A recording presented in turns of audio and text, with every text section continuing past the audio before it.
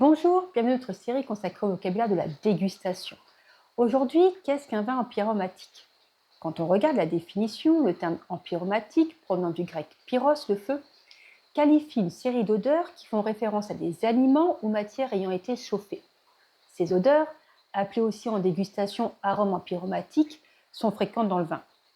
Vous avez déjà sûrement senti ces odeurs. Ce sont des arômes de grillé, biscottes, pain grillé, amandes grillées, des arômes de torréfié, café, thé, chocolat, cacao, ou encore de brûlé ou de fumé, comme des arômes de feu éteint, bois brûlé, cendres, tabac et parfois même de goudron. Ces arômes empyromatiques ont deux origines. La première, lors de l'élevage du vin en fût. Lors de cet élevage, des arômes empyromatiques du bois vont se diffuser et enrichir le vin. Ces arômes tertiaires, qui ne sont pas le fruit du hasard, proviennent du toastage des fûts.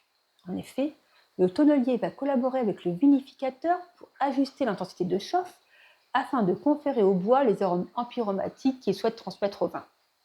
Deuxième origine, ces arômes empyromatiques peuvent provenir du cépage lui-même. On pourra ainsi citer comme exemple le cépage Syrah avec ses arômes de fumée, boisé, voire chocolaté. Ces arômes peuvent provenir aussi de l'expression d'un cépage en fonction de son terroir. Le Sauvignon blanc et ses arômes de silex frotté dans un pouilly fumé en est un parfait exemple. Ces arômes ne se retrouvent pas uniquement dans les vins rouges. Cette famille empyromatique est aussi très présente dans les vins doux naturels, Baius, Mori, Porto Madère, mais aussi dans les vins blancs élevés en barrique ou liquoreux, avec des arômes de fumée, grillé, tabac ou encore de caramel.